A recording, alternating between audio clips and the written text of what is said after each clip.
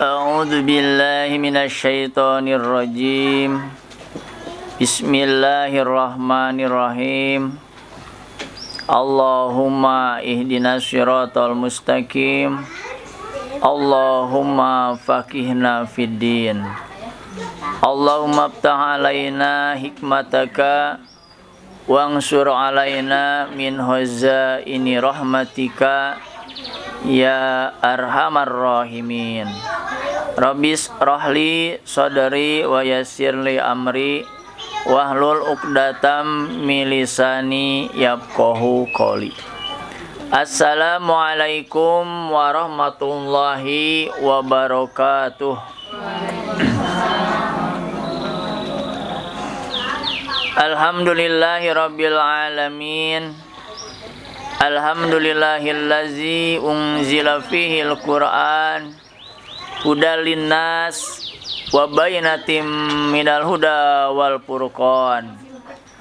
Asyhadu an la ilaha illallah wahdahu la syarikalah wa asyhadu anna Muhammadan abduhu wa rasuluh allazi la nabiyya ba'dah. Allahumma shalli ala Muhammad wa ala ali Muhammad. Ya ayyuhallazina amanu taqullaha haqqa tuqatih wa la tamutunna illa wa antum muslimun. Amma ba'du. Qala Allah ta'ala fil Qur'anil Karim. A'udzu billahi minasyaitonir rajim. Bismillahirrahmanirrahim. Surah 29 Al-Ankabut ayat 40. Allah berfirman, fakullan akhazna bidambihi faminhum man arsalna alaihi hasiba wa minhum man akhadat hussayhah wa minhum man khasafna bihil ar wa minhum man aghraqna wa ma kana Allahu liyazlimahum walakin kanu anfusahum yazlimun. Shadaqallahul adzim. Surah Al-Ankabut surah ke-29 ayat 40. Alhamdulillah, kita panjatkan puji dan syukur kehadirat Allah Subhanahu wa taala, karena memang puji hanya milik Allah. Dan rasa syukur kita selayaknya, sepantasnya kita curahkan kepada Allah Subhanahu wa ta'ala yang telah melimpahkan nikmatnya kepada kita. Tidak bisa kita hitung nikmat tersebut. Selain sepantasnya kita bersyukur kepada Allah Subhanahu wa ta'ala. Salawat dan salam kita limpah curahkan kepada junjungan kita, suri tauladan bagi kita, panutan bagi kita, Nabi Muhammad sallallahu alaihi wasallam, dan juga semoga terlimpah kepada keluarganya, para sahabatnya, tabi'in, tabi'ut tabi'in, dan umatnya di mana saja berada, di antaranya kita semua. Alhamdulillah, kembali hari Sabtu ini kita menjalankan agenda rutin majelis taklim kita sebagai bentuk rasa syukur ibadah kepada Allah Subhanahu wa taala, yaitu thalabul ilmi, dan juga memperkuat ukhuwah tali silaturahim di antara kita semua. Dalam kesempatan ini saya mengangkat akibat dosa yang sering dilakukan oleh kita sehingga berdampak kepada kualitas ibadah dan kuantitas ibadah kita kepada Allah Subhanahu wa taala. Salah satu ayat dari surah Al-Ankabut ayat 29, surah 29 ayat 40. Ini adalah bentuk peringatan azab dari Allah Subhanahu wa taala kepada orang-orang yang senantiasa berbuat dosa. Allah berfirman, fakulan, dan atau maka masing-masing akhodna kami siksa bidambihi karena perbuatan dosanya. Jadi Allah Subhanahu wa taala menjelaskan masing-masing orang-orang yang berdosa akan ditimpakan azabnya. Faminhum, maka di antara mereka yang berbuat dosa itu, man, ada orang yang arsalna ditimpakan oleh Allah Subhanahu wa taala, diutus oleh Allah Subhanahu wa taala alaihi kepada orang yang berbuat dosa itu. Salah satunya adalah khosiban, angin yang bercampur kerikil, badai mun aya nama.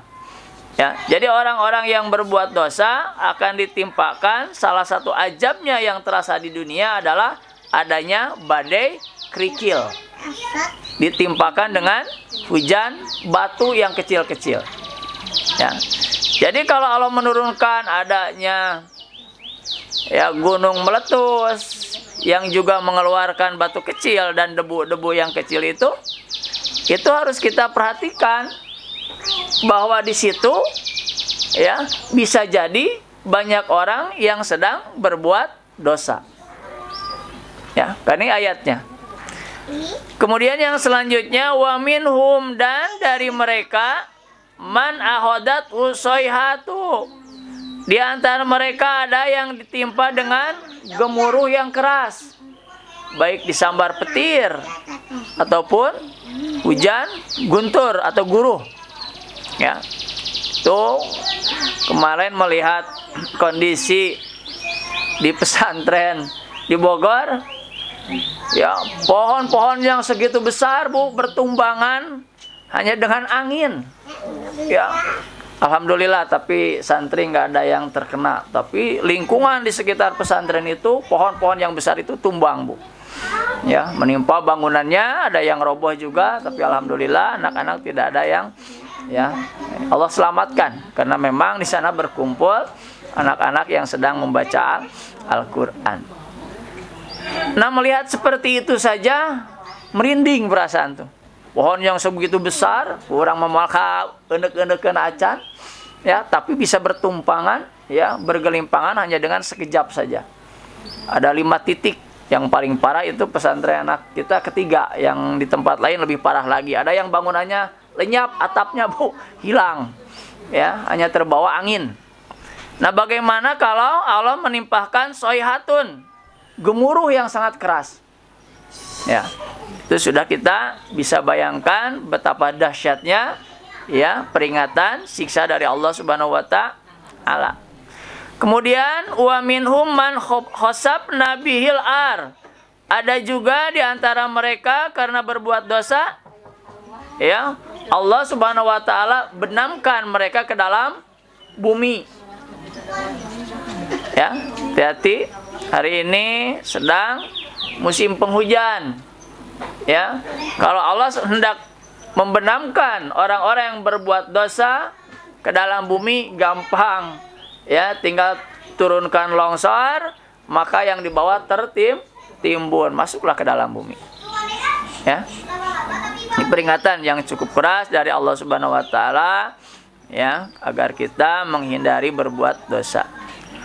Wa minhum, dan juga di antara mereka man aghraqna, ada yang kami tenggelamkan. Ya.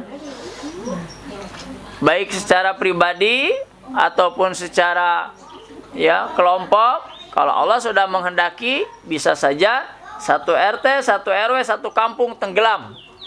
Ya, dengan gempanya, dengan longsornya. Nah, maka ini harus menjadi perhatian bagi kita, bahwa fenomena alam yang terjadi pada hari ini, ya, kita melihat banjir, melihat gempa, ya, melihat longsor. Nah, itu harus menjadi introspeksi diri agar kita semakin mendekatkan diri kepada Allah Subhanahu wa taala. Wa ma kana Allah, dan tidaklah Allah itu liyadlimahum, mendolimi mereka. Ya. Allah menurunkan azab bukan karena Allah tidak sayang, bukan Allah zalim kepada hambanya, walakin akan tetapi kanu merekalah angpusahum diri mereka yazlimun yang mendolimi.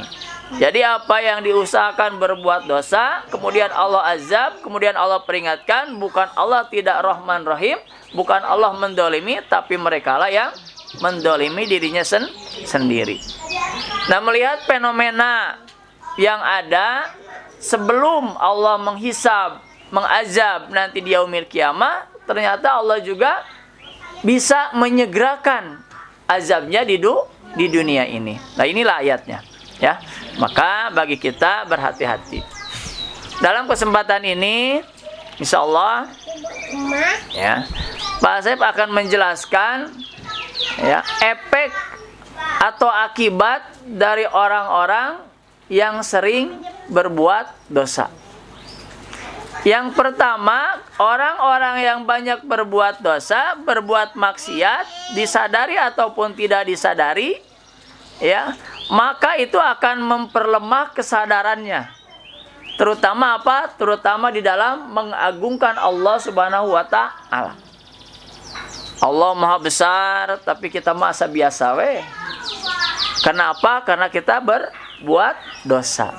Padahal Allah luar biasa, Maha Agung, Maha Perkasa, Maha Kuasa atas segalanya. Tapi bagi orang-orang yang berbuat dosa, ya, perasaan itu, ya, akan hilang. Kesadaran itu akan hilang bahwa Allah itu Maha Agung. Bahkan kalau kita terus berbuat dosa, jangankan untuk mengagungkan Allah Subhanahu wa taala, bahkan hati kita akan lebih keras daripada batu. Di dalam surah Al-Baqarah sudah terlewat dulu lama, bisi poha deui, buka ayat 74, ya, surah Al-Baqarah. Allah berfirman, "Summa qasat qulubukum mim ba'di dzalika fahiya kal hijarah au asyadu qaswah wa inna minal hijarah lama yatafajjaru minhul anhar wa inna minha lama yashaqqaqu fayakhruju minhul ma wa inna minha lama yahbitu min khasyatillah wa mallahu bighafilin amma ta'malun." Ini orang-orang yang hatinya keras karena banyak berbuat dosa. Bahkan kata Allah lebih keras daripada batu. Kerasnya batu, masih ada air yang bisa mengalir dari dalam batu itu. Ya. Kerasnya batu masih bisa dipecahkan. Kerasnya batu masih bisa menjadi lembek. Tapi kalau manusia sudah kosat, sudah keras hatinya, sulit untuk menerima hidayah. Nah, ayat ini menjelaskan, kata Allah, kemudian setelah itu hatimu menjadi keras seperti batu karena banyak berbuat dosa, bahkan lebih keras lagi daripada batu. Perhatikan contohnya, padahal di antara batu-batu itu ada yang mengalir sungai-sungai daripadanya. Dan di antaranya sungguh ada yang terbelah, lalu keluarlah mata air daripadanya. Batu, ya, yang begitu keras masih bisa mengeluarkan air. Dan di antara sungguh ada yang meluncur jatuh karena takut kepada Allah. Batu jatuh pecah. Dan Allah sekali-kali tidak lengah dari apa yang kamu kerjakan. Artinya kalau manusia sudah keras hatinya, ya, dia tidak akan atau sulit untuk mendapatkan hidayah dari Allah Subhanahu wa taala, ya. Maka hati-hati karena perbuatan dosa yang sering kita lakukan itu akan merubah tabiat kita, hidup kita, memperlemah kesadaran kita terhadap keagungan Allah Subhanahu wa taala. Yang kedua, perbuatan dosa akan menghilangkan ruh cemburu. Lain cemburu kasih AA. Gara-gara dosa antepnya si Alma. Lain, ya. Cemburu apa? Cemburu kepada orang-orang yang berbuat dosa itu sudah tidak akan dihiraukan lagi. Lihat orang berbuat dosa biasa we nyantai. Ya, tidak ada keinginan untuk menegur. Padahal kata Rasulullah apa? Man ra'a minkum mungkaron fal yughayyir biyadihi wa illam yastati fa bilisanihi wa illam yastati fa biqalbihi. Ya, ulaika adaful iman. Kalau kalian melihat kemungkaran, kata Allah, fal yughayyir biyadihi, maka rubah kemungkaran itu dengan tanganmu. Artinya dengan kekuasaan. Nu RT-na dengan kekuasaan, RT-nya nu RW dengan kekuasaan, RW-nya lurah, dan selanjutnya harus bisa menegur perbuatan mungkar, maksiat. Tapi bagi kita yang tidak ada kuasa, ya, fa illam yastati, kata Rasulullah, apabila kita tidak bisa merubah kemungkaran itu, fa bilisanihi, maka dengan lisan. Tegur, beri peringatan, beri nasihat. Da abi marek negur kulisan teu bisa saheureun ku letana teh tengeureun ku naon atuh. Teu kuat, teu kawasa untuk berbicara. Kata Rasulullah, fa illam yastati, kalau tidak bisa dengan lisan, fa biqalbihi, maka dengan hati, bahwa hati kita tidak pernah setuju dengan perbuatan maksiat. Tapi kata Rasulullah, mun ukur hati teu setuju, ulaika adapul iman. Itulah selemah-lemah iman. Tapi lo masih kena aya iman. Tapi orang-orang yang banyak berbuat dosa, dia tidak akan tidak akan cemburu, tidak akan bereaksi sedikit pun. Jangankan tangannya merubah kemungkaran, ya lisannya mengucapkan kebaikan, hatinya pun merasa setuju dengan orang yang berbuat dosa. Itu bahayanya. Karena kita sering berbuat dosa. Maka hati-hati, ya, perbuatan ini, perbuatan dosa apapun, kalau sering kita lakukan, ya, apalagi menjadi kebiasaan, maka tidak akan pernah, ya, menegur, cemburu kepada orang yang berbuat dosa. Yang ketiga, orang-orang yang berbuat dosa akan hilang rasa malunya. Teera deui, ya, karena kita banyak berbuat dosa.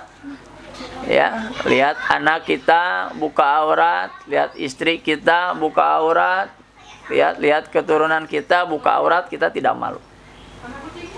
Ya, hanya hati-hati. Maka kalau kita sudah tidak punya rasa malu, ya, maka kita akan seperti binatang. Binatang mah da teu eraeun. Ya, asup ka kebon batur, nu dimakan naon Bu? Daunna, da teh bebeja heula, teh eras eta. Ya, kambing masuk ke kebun orang, semua daun di situ dimakan, moal eraeun. Kenapa? Dia mah tidak punya akal. Tapi kalau manusia yang diberi oleh Allah Subhanahu wa taala akal, kemudian tidak punya rasa malu, ya, nauzubillah imin dalik. Ya, hati-hati. Yang keempat, ya, kalau kita sering berbuat dosa apapun itu, apalagi sudah menjadi kebiasaan, apalagi tidak merasa itu adalah sebuah dosa, maka hidup kita, ya, akan semakin jauh dari sifat ihsan. Tahu Bu ihsan? Lain ihsan putra nama Asep. Ihsan itu adalah orang yang baik, ya. Dijelaskan Nabi Muhammad sallallahu alaihi wasallam menjelaskan ihsanu ang ta'budallaha ka'annaka tarahu fa illam takun tarahu fa innahu yaraka. Ihsan adalah beribadah kepada Allah seakan-akan kamu melihatnya. Dan bila kamu tidak bisa melihatnya, maka dia harus yakin bahwa dia sedang dilihat oleh Allah Subhanahu wa taala. Maka orang yang berbuat dosa tidak akan merasa diperhatikan oleh Allah Subhanahu wa taala. Seakan-akan Allah itu tidak melihat, tidak ada yang tahu. Kenapa? Karena asiknya berbuat dosa. Maka perbuatan dosa akan menghilangkan sifat ihsan pada diri manusia, ya. Kemudian yang terakhir, yang kelima, disingkat saja, bahwa dosa akan menghilangkan nikmat yang Allah berikan dan menggantinya dengan bencana yang akan Allah berikan. Yang tadinya nikmat bermasyarakat, nikmat makan, nikmat segala macamnya, karena kita berbuat dosa, akhirnya Allah menurunkan laksana seperti yang tadi disampaikan dalam surah Al-Ankabut. Maka dari itu ya, kita harus sering mengoreksi diri kita, apakah kita sering berbuat dosa, terutama hati-hati dosa yang tidak terasa, merasa benar tapi salah. Nah, itu yang sulit. Ya, kalau melihat orang salah gampang. Ya, melihat orang salah, menilai orang mah gampang, tapi menilai diri sendiri akan sulit. Makanya pepatah mengatakan gajah di kelopak mata tidak kelihatan. Kuman di seberang lautan nampak jelas. Jadi introspeksinya adalah perhatikan setiap langkah perbuatan diri kita, apakah mengandung dosa atau tidak. Ya, mudah-mudahan kita yang senantiasa teringatkan oleh kajian Al-Quran, senantiasa memperbaiki akhlak kita, perbuatan kita, terutama hulukil, ya, akhlak kepada Allah Subhanahu wa Ta'ala. Akhlak kepada sesama manusia mendatangkan ketentraman dalam bermasyarakat. Akhlak kepada Allah Subhanahu wa Ta'ala maka akan mendatangkan kebahagiaan dunia dan akhirat.